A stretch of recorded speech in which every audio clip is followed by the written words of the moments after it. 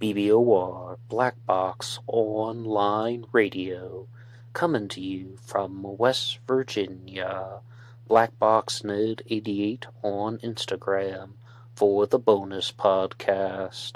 And welcome to this special bonus episode of Black Box Online Radio.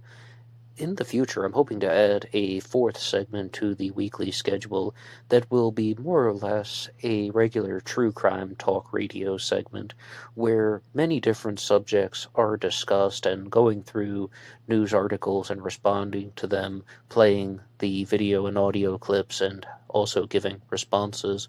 So this is just a preview for the future, and as you see, this is reminiscent of the style that was done in the early parts of 2020. However, I'm definitely going to be keeping the regular Zodiac Mondays, the AMA, and the Anything Goes Friday segments. But there will be many things going on this summer, so if you haven't subscribed to this channel yet, now is a great time to do that, and if you like what you hear, you can always hit the like button, share with your friends and family on social media, anybody who's into true crime or is just curious about different ideas.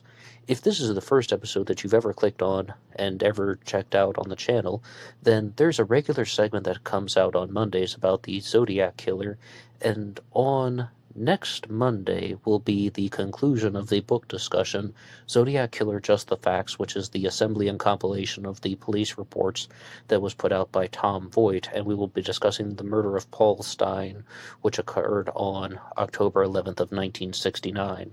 To talk about the Zodiac Killer for just a second, I was planning on doing a new book discussion either on Micro Deli's The Hunt for Zodiac or Mark Hewitt's Profiled, because a lot of people had been recommending Micro Deli's book, or they just wanted to hear more about Micro Deli's insights into the Zodiac Killer suspect Shel Cavalli.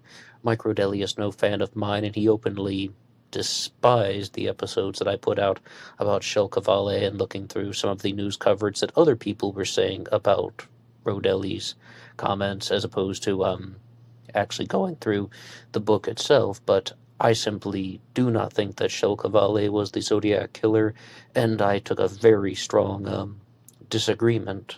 And the other one that I was looking at was Profiled by Mark Hewitt, to talk more about the psychological aspects of the Zodiac Killer mystery.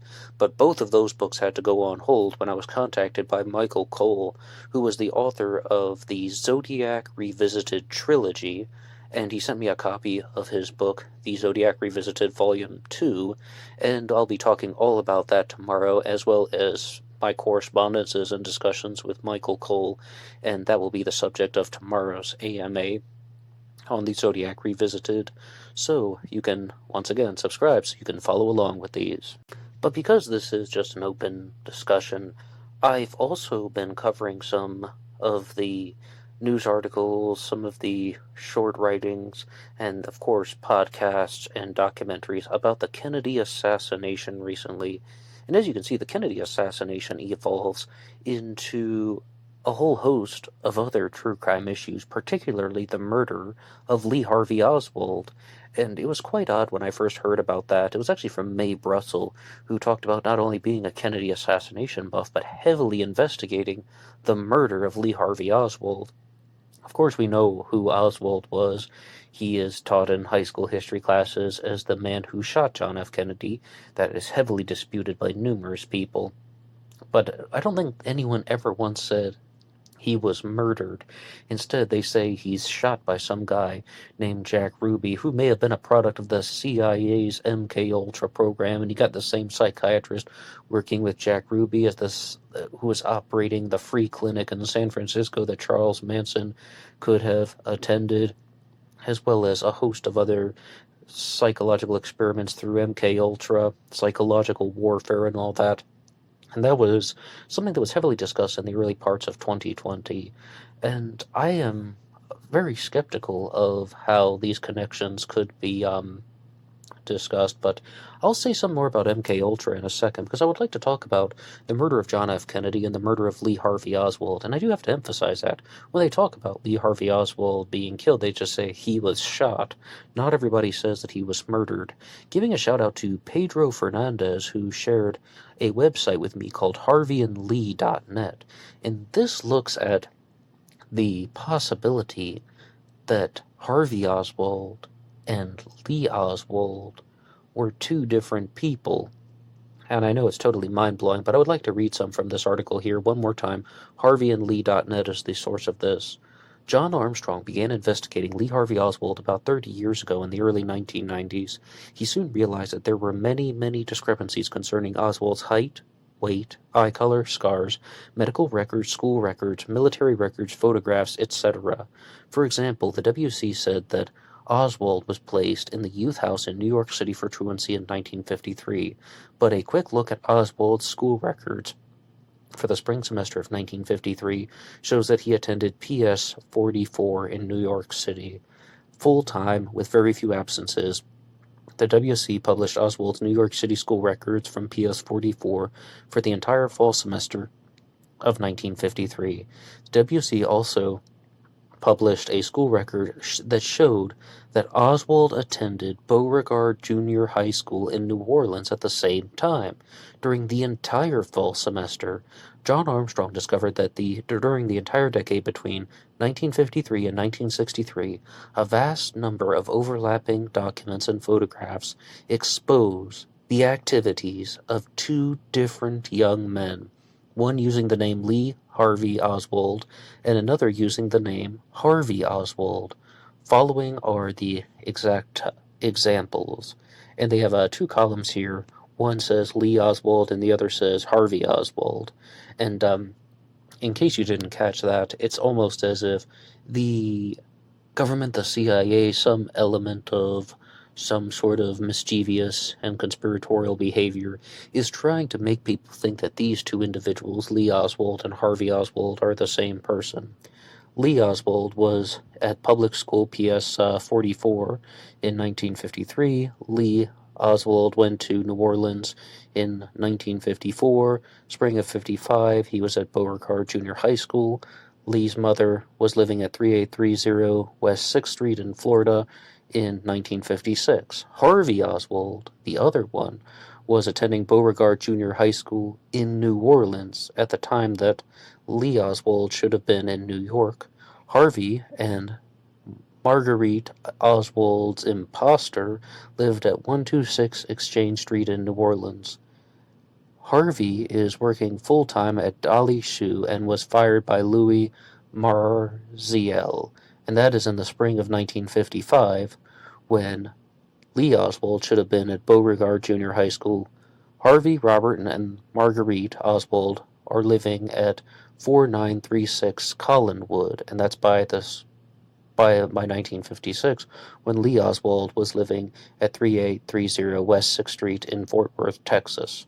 So, this is one of the wilder theories out there, but I do have to confess that crazier things have happened. I'm not saying that this website, HarveyandLee.net, is completely correct about everything, but it definitely caught my eye, and it definitely caught my attention. And the Kennedy assassination was reported by one of those countdown sites to be the most outrageous conspiracy theory of all time, or just that what actually happened behind the Kennedy assassination. I remember watching it. It was like top 10 darkest conspiracy theories out there. Do you remember like when those countdown sites were really popular? Maybe they still are, and I just gravitated away from them.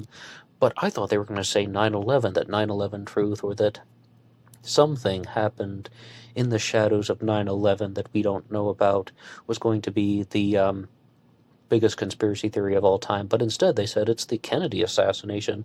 And I think it's because of reasons like this. It's because of the way that people are able to formulate these theories. Firstly, that Lee Harvey Oswald was even a single person, and now it appears that there's a Lee Oswald and a Harvey Oswald, and that they are being merged into one, or that the records of them are, well, it seems like there are two people, that one person can't be in two places at the same time, so then that is the explanation that has been provided. And I will hopefully talk more about the Kennedy assassination in the future. I said that I wanted to talk about MK Ultra for a while, and perhaps I'll say some of this on Friday's episode, because giving a shout out to Chad, who sent me a link which provided a copy of the book Will You Die For Me, which is the story of Tex Watson, Charles Manson's right-hand man, who is the biggest participant of the Tate LaBianca murders back in 1969. The Manson family killings, they're not actually committed by Charles Manson, they're mostly committed by Tex Watson. And I was reading online about how in Tex Watson's book that he says that Susan Atkins, perhaps the most notorious and ridiculous female member of the Manson family, said that she didn't actually participate in the murder of Sharon Tate, the most famous victim from the Tate LaBianca murders. Instead, Tex Watson was solely responsible, and that's one of Tex Watson's only confessions, or that maybe he could say Susan Atkins held her down and she would definitely be found guilty of murder. I'm not saying she's innocent, but who actually participated in the stabbing. Tex Watson says he did it all himself, and I wanted to go through the book on my own and find out what exactly is he going to say about this. This book was also heavily recommended by Brian Davis, who hosts the Tate LaBianca radio program, and over the weekend I was going through some more episodes, and I'll share a lot more about that on the Friday segment.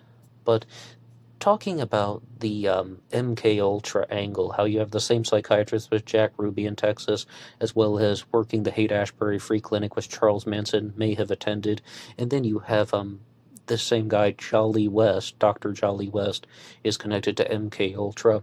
Brian Davis, the host of the Tate LaBianca radio program, wanted to throw a giant wrench into that theory, saying, before you say that there is any type of MK Ultra conspiracy theory behind the murder of Lee Harvey Oswald, or what he's actually talking about, the Tate LaBianca murders, these experiments that they're doing with LSD at the Free Clinic in Haight-Ashbury could not be what people are talking about.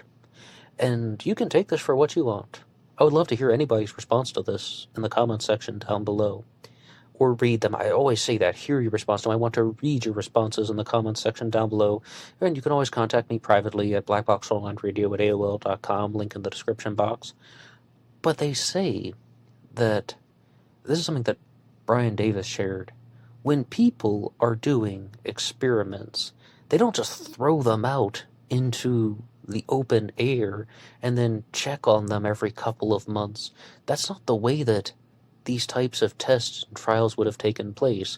Tom O'Neill, author of the book Chaos, very famously talked about how the CIA was fascinated with the concept of drugs like LSD or even psilocybin or any type of psychedelics. They wanted to find out, why is it that somebody will trip on LSD and have a mystical spiritual experience, whereas somebody else will trip on LSD and their brain's fried on drugs, but then they're going to go back to normal. And why is that? Like, why are certain people experiencing this and why are people not experiencing this?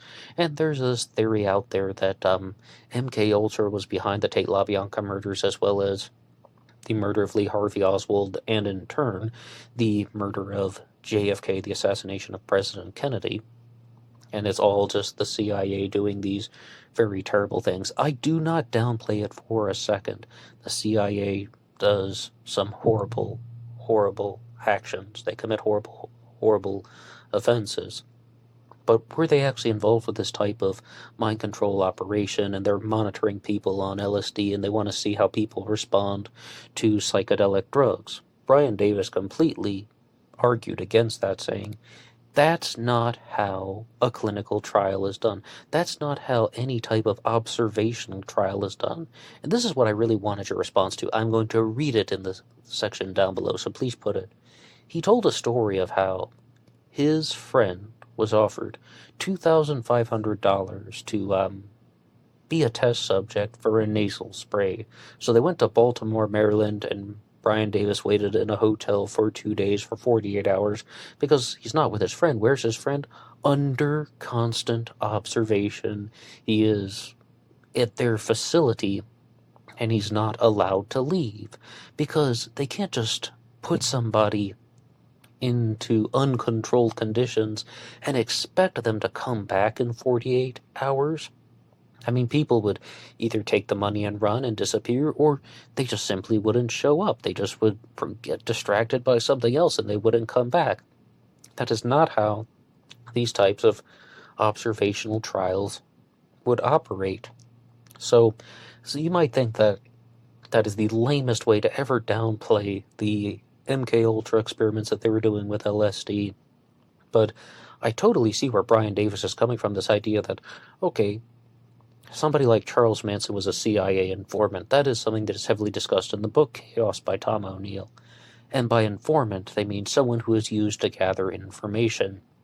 And more or less, I think the interpretation of the evidence against that is just that the CIA would not be using Charles Manson for any type of informant-related duties related to the study of drugs or LSD, because they were not under control conditions, meaning Manson and his family, the family, and Charles Manson actually said once in an interview, the reason why his quote-unquote cult is called the Family is there never was a cult.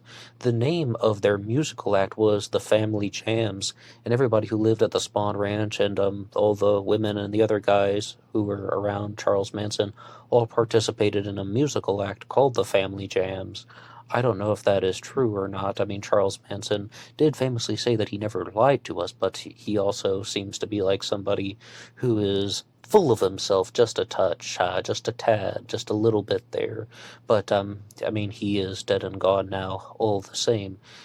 An example of how people would have conducted experiments with LSD under controlled conditions would be the Sleep Room. It's the story of Donald Ewan Cameron, who was a Scottish-American doctor who was living in Canada at the time, but got CIA funding to do experiments with people on LSD. And much as Brian Davis said, they were just thrown out into the open, or you didn't just give people LSD and then check up on them on 3 months or 6 months and see how they responded to it. They were patients in mental hospitals who weren't allowed to leave, and the experiments that Donald Ewan Cameron participated in were giving people large doses of LSD and forcing them to listen to audio recordings on repeat. And the if you ever get a chance to watch the miniseries The Sleep Room, very, very well done. It's almost like two different movies that are stitched together. The first half of the miniseries is about Donald Ewan Cameron, and the second half is about the victims' rights advocates, and they're trying to get some type of clarity, apology, recognition that these experiments happened from the CIA doing experiments on people with LSD in Canada, nonetheless. But the reason why it happened is Donald Ewan Cameron wanted to break the mold, and he actually wanted to do something that would have altered the inside-the-box thinking of psychiatry. It begins by saying there's this 33% rule in psychiatry, like one-third, one-third, one-third. One-third of patients get better, one-third get worse, and one-third stay the same. Psychiatry is all smoke and mirrors. And he actually wanted to get out of that type of hamster wheel of psychiatric thinking and do something different. The problem is, though, his own egotistical ambitions got the better of him, and worse for many of his patients because the results were catastrophic. And when it comes to outlets such as psychologists and psychiatrists, this is going to go in a very different direction. I was listening to an episode of The Rational Mail today that was talking all about how people respond to things like depression and suicide, and how the media often downplays motivating factors for suicide. And this is one stance where I will absolutely disagree with that show and the host, Rollo Tomasi, who said something to the effect of, they don't often show how some other person could be the catalyst for someone else's suicide. Like, say, for example, if someone's in a relationship and there's a cheating partner, whether it's the wife has an affair or the husband has an affair, and then the other person commits suicide because of that, then the media often downplays the role of that cheating partner in the relationship that would drive somebody to that type of behavior. And I think, though, that I just have to agree with what somebody else wrote. I think it was actually in a comment thread on Facebook when somebody said, there is never a reason to commit suicide out of depression, or because of depression, rather. Yeah, of course you have things like euthanasia, but that's not what the guy was talking about. He said there's never a reason to commit suicide because of depression. There are so many resources out there that are available to help people. But when people are struggling with mental health issues, they don't always understand exactly how those resources are going to work. And here's another point, though, that people also simply, well, this is on the side of the psychiatrist and the psychologist. They have this obsession that your life has to get worse before it gets better. And I was just listening to a program that was talking a lot about psychology, and I don't even remember where it was. I wish I did because I really wanted to talk about this, because it was saying that Sigmund Freud, very famous psychologist, right? Psychologist, neurologist, psychiatrist, all of that. He was, I mean, perhaps most famous for his quotes about sexuality and aggression and parents, like that whole thing. You want to have sex with your mother and kill your father, or some people actually want to have sex with their father and kill their mother. There's one parent you want to kill and one parent you want to fuck, right? And the Oedipus complex, and I'm sure that you know exactly what I'm talking about. When people think of Sigmund Freud, they think about sex, aggression, and relationships between a parent and a child. But the show that I was listening to, and I wish I could remember where it was saying that Sigmund Freud was actually very much involved with will breaking. And I think a lot of that is also heavily downplayed in the media, because that talks more about how, well, they just don't want to reveal their playbook. Psychologists and psychiatrists do not want to reveal their playbook, because then people would know how to manipulate around the system. But I've come to the conclusion that psychiatry has nothing to do with well-being. Donald Ewan Cameron would be an excellent example of that. And what we just heard about Sigmund Freud would also support that. That it's about control. It's about dominance and submission. And this whole thing with talk therapy is about well-being. No, it isn't. I don't think that psychology has anything to do with well-being. I think it's more about surrender. It's about allowing someone else to control your thought process so you don't kill yourself, or in friendlier terms, so that a patient doesn't bring harm to themselves or to other people. That's what it's about. But there's all this thing about you have to break somebody's will completely. And just that, even that concept of breaking a person, it just seems so dehumanizing. And I don't think I'll ever understand it. If you're at level 1, why do you have to go to level 0 and start over? I mean, if you're at level 1, you can go to level 2. And there are numerous ways that you can do that, but perhaps I don't want to get into that right here, because I'm going to say some very controversial things. But maybe we can talk about that in the future if anyone wants to do like a requested episode or something. But in regards to that stuff that was mentioned on the Rational Male, I mean, the media is not like blaming somebody for being the catalyst that is putting this person's destructive actions in motion. I mean, absolutely, they should not be blamed for that, because exploring the true crime world has really showed us that if somebody is going to find out that their girlfriend is cheating on them and commit suicide, that person has a pre-existing mental condition that should not be dealt with like that. And that person, once again, there already is a mental problem in place that can be dealt with in other ways. And here's something, though, that was discussed in that same episode about how, say, for example, somebody finds out that their husband was cheating on them, their marriage broke up. They find out their wife is cheating on them, their marriage broke up.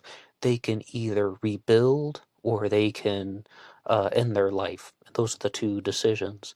And I also disagree with that type of thinking, because if somebody is a capable individual and say, okay, maybe their marriage broke up, they lost their house, they lost their home, that is not level 0. No, this whole thing, you can either rebuild or you can end your life. I mean, like, well, the exact phrase that he used was zeroed out. If you're zeroed out, you can either rebuild or end your life, and that's not level 0. I absolutely disagree with that as well, because that is more like being at level 1 or level 2. I mean, how many levels do we have? Numbers go on into infinity. I mean, if you're a capable individual, that's what you would call a setback, more or less. Oh, I don't mean to downplay the emotional trauma that someone will experience from a divorce or an affair or even an intense breakup. That is all going to be very real, but that does not put a human being to level 0, even though some people might think that it has been created in their mind that way. But about cases of suicide, there's often another factor that is involved with many teenagers, and that is bullying and how bullying operates. A couple of years ago, I was actually in a hospital waiting room, and I was just picking up a magazine while I was waiting, while I had a family member in the hospital, and we were trying to find out what kind of news was going to be involved. And I read an article about a girl who was bullied to death, being bullied into suicide of because she was from Ireland, and I just couldn't believe that. And I actually found it again, and it was called "Who Failed Phoebe Prince," and this is from Boston Magazine. And I'll just read this article here, and then we can respond to that. But the reason why I wanted to talk about this one was I was just so horrified, both now and then, that anybody would be bullied at all for being Irish because she had grown up in Ireland and moved to the United States. I mean, quite shocking. And this article is written by Alyssa Giacobi. Superintendent Gus Sayer issued the record message to all students and staff, a feeble attempt at outrunning the South Hadley High School rumor mill on Thursday afternoon, and the date was 5/23/2010 when this occurred. On Thursday afternoon of May 23rd, 2010, we received the heartbreaking news that one of our students, a freshman, died unexpectedly. Her name was Phoebe Prince, and by Friday, the students were organizing a candlelight vigil held at the SHHS softball field. Teenager bullied to death were the headlines of the local papers. Phoebe Prince, age 15, was suspected of committing suicide because of bullying. During the following days before the increasing presence of news cameras and reporters became something for residents of the Springfield suburb to dread and disavow, several students spoke candidly about bullying almost as if it was a fact of life. A lot of people say stuff anonymously, so you don't even know who is saying it. They can talk over the keyboard, but they'll never say it to your face.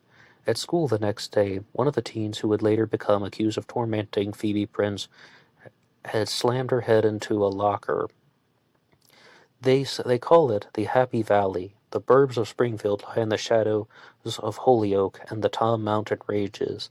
The 5 colleges, Amherst, Hampshire, Smith, UMass Amherst, and Mount Holyoke. South Hadley, home of the last, is a resolutely middle-class, predominantly white town of 17,000 people. South Hadley is a nice, friendly place to live for most people, but most of the people were born there. South Hadley has also been an enclave for Irish immigrants. Phoebe Prince and her 12-year-old sister Lauren moved there from the Irish seaside village of Fanor with their mom, American-born Anne O'Brien Prince. Anne's husband Jeremy, a gardener, stayed behind with the older children, Bridget and Tessa and Simon. It's not clear what prompted the move. Anne and Jeremy wanted to give their daughters a whole different experience in a positive way, says Darby O'Brien, a family friend. And South Hadley is a very comforting community for people who are from Ireland, but that would not be the case for Phoebe Prince at her high school.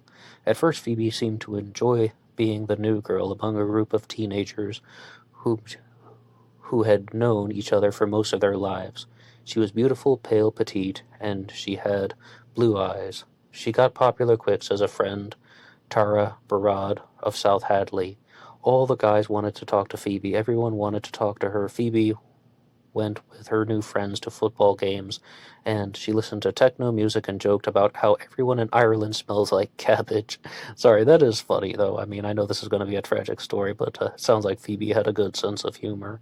Phoebe had an opinion on everything. She was one of the smartest people I've ever met, says friend Katie Gingras. She thought the United States was one of the best places to live, but she missed her friends in Ireland, too. A couple of months into the fall semester, Phoebe began a brief relationship with Sean Mulvihill, a senior who captained the football team and was a local sports legacy. And this is what prompted a lot of the bullying, actually. It'll go on for a while, but it says that's when the name-calling began, according to the authorities. She was repeatedly bullied with names such as stupid bitch, Irish slut, Irish whore, ho fucking ho, close your legs, you Irish cunt. And these names were thrown around a lot, and ultimately this would lead to Phoebe's suicide. Now, as you can see, that being Irish isn't the sole motivation for bullying, it's jealousy. This is all about how we're talking about underlying motives, there are pre-existing issues, and in this case, I think there's a very big difference with how Phoebe would have been experiencing this compared to, say, what I said about the husband has the affair or the wife has an affair and that drives somebody else to suicide. Because in this particular instance, I believe that the original mental instability is actually from the bullies. They're the ones who have the pre-existing mental issues, and they're exporting their negativity outward onto somebody because, it started because of jealousy involving a relationship. So says this article here. You're never going to get the full story, but wherever there's smoke, there is often fire, unless there's dry ice involved. So it appears that there really is a lot of smoke in this particular instance. So, firstly, rest in peace to Phoebe Prince. But it goes to show you that not everything in life is clear-cut. I don't entertain any of this black and white fallacy stuff And what actually happened to Phoebe Prince is that she ended up committing her suicide, taking her own life by hanging, and then her body was shipped back to Ireland. This is in 2010. But I also think that there is another very large difference between the person who commits suicide after learning that there has been an affair or that there has been some cheating in a relationship. And there's this lack of aggression, as you heard about how people were being physical toward Phoebe Prince. She is getting her head smashed against a locker, and they're also doing direct actions to antagonize her. Whereas with most people, most people who are having affairs are trying to keep it a secret. That's why it's an affair. Otherwise, it would be somewhat of an open marriage, polyamorous relationship. And that can bother people, and that can take its toll on people. And, while it is a fictional film that has some true events that inspired it, the movie Boogie Nights details about how that could drive somebody to experience a lot of emotional despair if they're involved in some type of polyamorous relationship, or that the husband of a porn star experiences a lot of that in the film. That's just the minor storyline of the movie. That doesn't have anything to do with Mark Wahlberg or anything. So I definitely can see how there can be emotional grief and despair from both of these issues, but instead I think that they operate in a very different way. One thing that is almost never talked about with bullies is that they have a very high sense of social awareness. And I did a couple episodes about this on Black Box Online Radio, especially if you go back to 2019 and you find some of the old Black Box recordings that have those pink bubbles that are floating all about, just like pure podcast. But this talks about the forgotten side of bullying as well as what causes evil in society. And this relates to how children who are bullies have a high sense of social awareness because that's how they get away with it. They commit these actions when no one is there to interrupt them. Whereas someone like, I don't know about you guys, when I was growing up, I had no sense of social awareness. Even as an adult, I have no sense of social awareness. I have no idea, what's going on or about how I often say things in casual conversation that I think are acceptable, but people just get really shocked by this. I'm not a very socially aware person. Maybe you can tell from talking about true crime and serial killers a lot about how that's affected my brain. But children who are bullies, and I was definitely on the opposite side of that. I was definitely on the receiving end of that stuff growing up. But the children who are bullies do it when no one's around. They do it when they can get away with it. That is how it is able to continue. That's how they were able to continue these types of destructive behaviors. But I was listening to a show that I think it may have been The First Degree, but I'm not sure which one, where they said, "We are all children." Like this whole thing, oh, they're just being kids and we're gonna grow out of it. No, we are all children. They're not going to grow out of that phase. And the therapist turned YouTuber Daniel Mackler even talks about this when he says, you can tell somebody's personality by the age of 4. He was actually discussing it with a colleague once, and they said by the age of 9, you can tell somebody's personality. What kind of person are they going to grow up to be? And Daniel Mackler actually disagreed. He said by the age of 4, childhood trauma can already set in. And these are often childhood traumas that are inherited from somebody's parents because that the mother or the father has not dealt with their own mental issues. In I guess Mackler would be talking about the conventionally therapeutics setup, but I am, as I said, not the biggest fan of that. And the reason why I didn't want to talk about it earlier is I think there are many alternatives out there: self-help, spirituality, as well as just mindfulness exercises.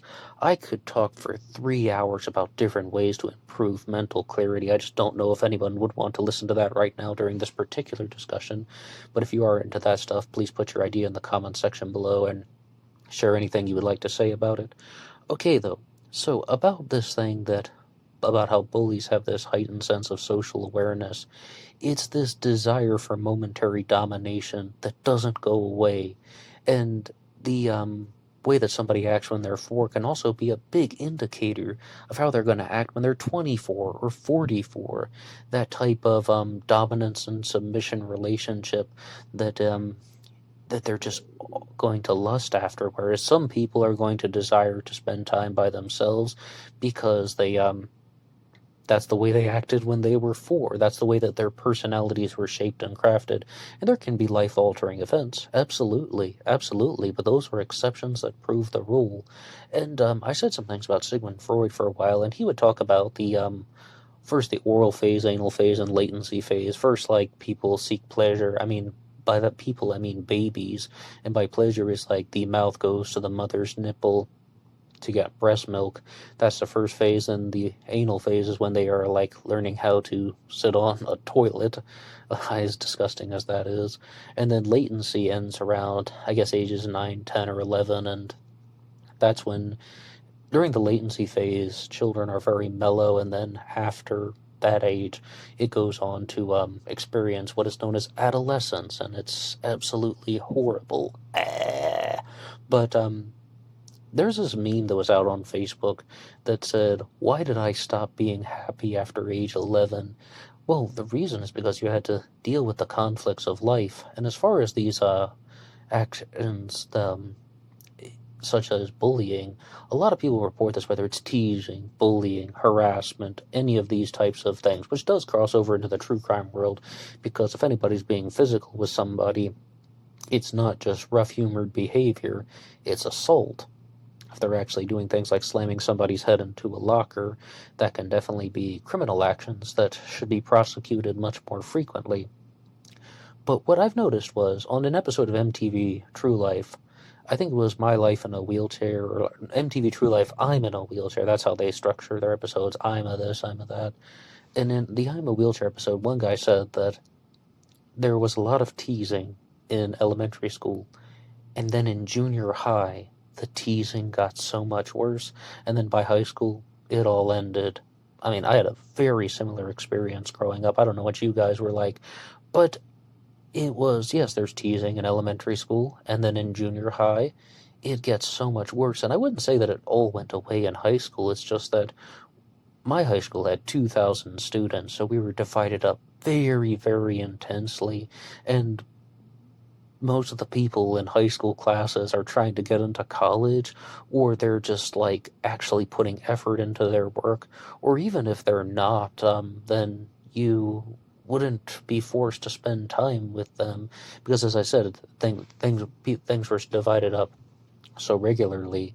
But it's very normal to experience these intense types of bullying, and a lot of the things that Phoebe Prince seemed to have been experiencing for the result of reputation destruction, even that type of name calling, Irish whore, and so on, which I don't even like saying it out loud because you really do feel something for her.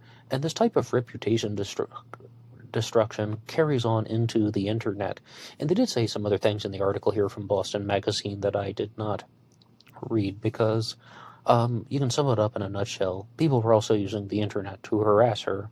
And there used to be this website called Forum Spring where you could ask people questions. And it was meant to ask your friends questions anonymously, and then it evolved into Spring Me, and then it eventually merged into a dating site, I think called Tuo or something like that. I don't even remember, not important.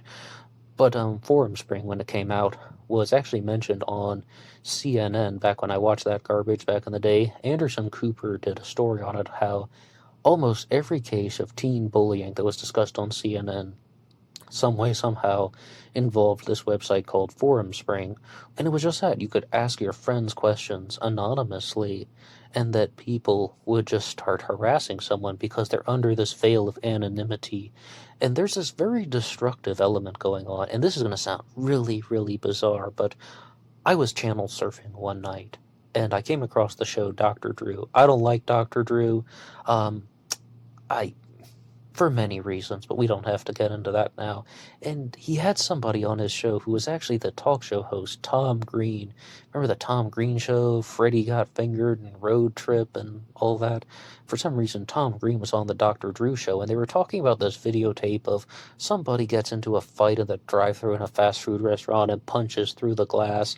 I'm sure you can visualize that well because there are countless videos of that online. Not only do they punch the glass, they don't stop punching until it breaks. And it really is quite similar to what we're going to discuss. This is all connected. It, Tom Green's comment was, I think that this represents a very dark and violent side of human nature that has always been there, but it is only now because of the media and because of things like video cameras and CCTV surveillance that we are becoming truly aware of it. And not only video cameras and CCTV, but the fact that we can share it on the internet, or you can share all that stuff with your smartphone. I mean, I could say something about George Floyd even.